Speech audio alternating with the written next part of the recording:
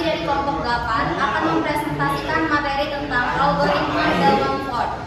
Sebelumnya, izinkan kami memperkenalkan diri. Perkenalkan, nama saya Leni Jaya Putri dan rekan saya. Nama saya Wahyu Masjid Arab. Nama saya Baik, langsung saja kita mulai ke pembahasannya. Dalam presentasi ini, kami akan menyampaikan apa sih yang dimaksud dengan algoritma Bell-Mumford itu, dan ciri-ciri algoritma Bell-Mumford, sejarah singkat algoritma Bell-Mumford, konsep dasar algoritma Bell-Mumford, kemudian kekurangan dan kelebihan algoritma Bell-Mumford, serta langkah-langkah algoritma Bell-Mumford. Yang pertama yaitu, apa sih algoritma Bell-Mumford itu? Algoritma Bell-Mumford menghitung jarak terpendek dari titik awal ke semua titik lain dengan melakukan relaksasi berulang pada semua sisi graf. Bell-Mumford dapat bekerja walaupun ada bobot negatif, asalkan tidak ada siklus negatif cycle. Berikut ciri-ciri algoritma Bell-Mumford. Yang pertama adalah mencari jalur terpendek dari satu simpul sumber ke semua simpul lain. Yang kedua, dapat menangani bobot negatif pada sisi graf. Yang ketiga, dapat mendeteksi siklus negatif cycle. Yang keempat, menggunakan proses relaksasi sebanyak V satu kali. Yang kelima, kompleksitas waktu O V kali E. Yang keenam, menghasilkan jarak dan jalur terpendek dari simpul sumber. Selanjutnya yaitu sejarah singkat algoritma Bell-Mumford. Algoritma Bell-Mumford dikembangkan oleh dua ilmuwan komputer terkenal, yaitu Richard Bellman dan Lester R. Ford Jr. pada tahun 1958. Tujuan utama algoritma ini adalah untuk menemukan jarak terpendek dari satu simpul sumber ke semua simpul lain dalam graf berarah, termasuk graf yang memiliki bobot negatif, sesuatu yang tidak bisa dilakukan oleh algoritma Dijkstra. Berikut konsep dasar algoritma Bell-Mumford. Yang pertama, menentukan jarak terpendek dari satu simpul sumber ke semua simpul lain. Yang kedua, menggunakan proses relaksasi, memperbarui jarak jika ditemukan jalur yang lebih pendek. Yang ketiga, proses relaksasi dilakukan sebanyak V dikurang satu kali, di mana V adalah jumlah simpul. Yang keempat, cocok untuk graf berarah dengan bobot positif maupun negatif. Kekurangan dan kelebihan algoritma Bell-Mumford. Kelebihan pertama, dapat menangani bobot negatif, tidak seperti di Dijkstra. Bell-Mumford tetap bekerja meski ada sisi dengan bobot negatif. Yang kedua, dapat mendeteksi siklus negatif, bisa mengetahui apakah ada lintasan yang terus berkurang nilainya tanpa batas log negatif. Yang ketiga, lebih sederhana dalam konsep dan implementasi, cocok untuk pembelajaran dasar. Kekurangan yang pertama, waktu eksekusi lebih lama, kompleksitas waktu O V kali E lebih lambat dibanding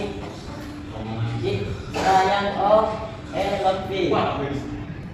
Yang kedua, kurang efisien untuk graf besar karena melakukan relaksasi berulang pada semua sisi. Performanya menurun untuk membuat simpul. Yang ketiga, tidak cocok untuk graf dinamis. Setiap perubahan bobot atau angle mengharuskan algoritma dijalankan ulang dari awal.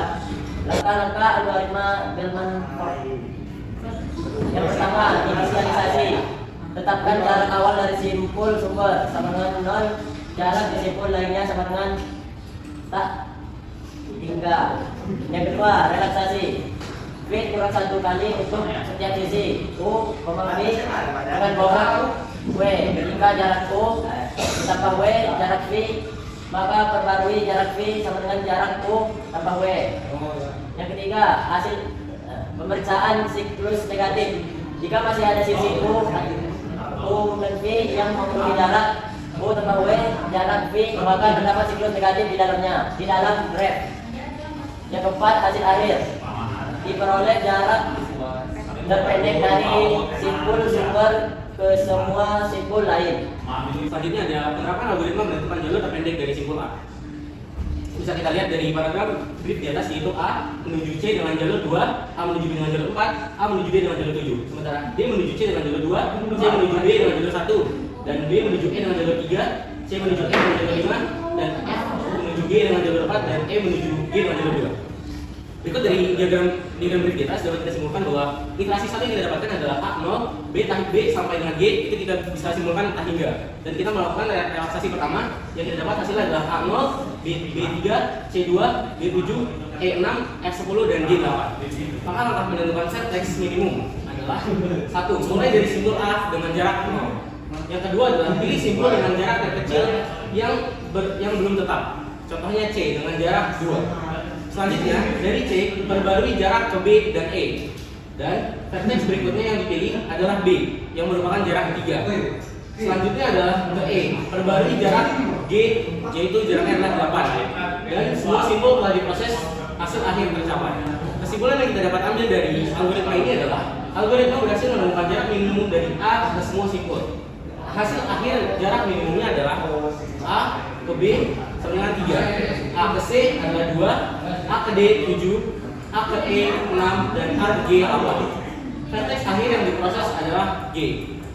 Algoritma ini bekerja dengan mengiterasi semua sisi graf sebanyak pi dikurang 1 kali. Untuk memastikan jarak terpendek dihitung dengan benar, sekaligus dapat mendeteksi adanya siklus negatif yang membuat jarak tidak terbatas. Meskipun Bellman-Ford lebih lambat dibandingkan algoritma Dijaksara, kelebihannya adalah kemampuan menangani bobot negatif dan mendeteksi siklus negatif. Algoritma ini banyak diterapkan dalam routing jaringan, otomasi graf berbobot, serta sistem transportasi dan logistik. Baik, setelah presentasi kami akan membuka sesi tanya jawab. Bagi yang ingin bertanya, dipersilakan. Perkenalkan, nama saya Muhammad Raisa Sudin dari kelompok 6. Izin bertanya, mengapa algoritma Bellman-Ford dapat digunakan pada graf dengan bobot sisi negatif sedangkan Dijkstra tidak? Terima kasih. Baik, saya akan menjawab pertanyaan dari Sadat dari kelompok 6. Mengapa algoritma Bellman-Ford dapat digunakan pada graf dengan bobot sisi negatif sedangkan Dijkstra tidak? Jawabannya, Bellman-Ford melakukan relaksasi semua sisi berulang-ulang sampai pi kurang 1 kali, sehingga perubahan jarak akibat sisi negatif akan propagasi melalui iterasi tersebut. Dijkstra bergantung pada pemilihan simpul terdekat yang final pada setiap langkah asumsi itu. Gagal ketika ada sisi negatif karena jarak yang awalnya dianggap final bisa diperbaiki lewat jalur yang lewat sisi negatif. Kenalkan, saya Alvin Kurniawan dari kelompok 6.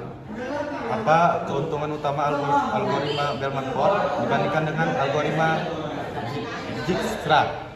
Baik, di sini saya akan menjawab pertanyaan dari Pian kelompok 6. Pertanyaannya yaitu, apa sih kelebihan Bellman-Ford dibanding Dijkstra? Jawabannya yaitu, mampu menangani edge dengan bobot negatif. Bellman-Ford bisa bekerja meskipun ada edge sisi dengan bobot negatif, sedangkan Dijkstra tidak dapat digunakan kalau ada bobot negatif karena bisa menghasilkan jalur yang salah. Deteksi negatif cycle, siklus negatif. Bellman-Ford bisa mendeteksi siklus negatif, yaitu jalur yang jika dilalui terus-menerus, bobotnya akan terus berkurang. Dijkstra tidak bisa mendeteksi ini. Lebih sederhana untuk mengimplementasikan pada graf sparse. Untuk graf yang tidak terlalu besar atau jarang edge, implementasi Bellman-Ford lebih mudah dipahami karena algoritma iteratif sederhana. Lakukan relaksasi semua edge sebanyak pi kurang 1 kali. Perkenalkan, nama saya Rifki Nurmansyah dari kelompok 6. Izin bertanya. Jelaskan bagaimana proses relaksasi atau relaxation dilakukan dalam algoritma Bellman-Ford ini dan apa tujuan dari proses tersebut. Selanjutnya pertanyaan dari saudara Dika dari kelompok 6. Gimana sih cara menentukan nilai akhir dari sebuah korteks, yaitu dengan cara relaksasi atau menggunakan konsep iterasi. Dimana yang pertama adalah kita menuliskan semua yang ada, yaitu dari A sampai G. Dan untuk yang pertama adalah A itu selalu 0. A selalu 0 dan sisanya dari B, C, D, E, F, G adalah nilainya tak hingga. Kemudian kita lihat berapa sih nilai yang ada setiap arah yang akan kita tuju. Contohnya adalah A ke B itu nilai 4. Tadi adalah A 0 ditambah 4 yang menghasilkan B itu 4. Tapi kita harus melihat juga siapa aja yang arah ke B. Salah satunya adalah C. C itu mendapatkan nilai 2 karena A 0 ditambah 2 sehingga C mendapatkan nilai 2. Jadi 2 ditambah 1, 3. Nah, kita bandingkan hasil dari 4 dan 3 lebih besar yang mana? lalu kita ambil yang kecil, sehingga menghasilkan nilai akhir adalah B itu 3. Sehingga B adalah 3. Dan karena vortex di sini ada 7 item dan rumusnya adalah vortex dikurang 1, sehingga ada 6 persamaan yang akan terjadi jika kita ulang relaksasi tersebut. Sekian presentasi dari kelompok kami akhiri. Wassalamualaikum warahmatullahi wabarakatuh.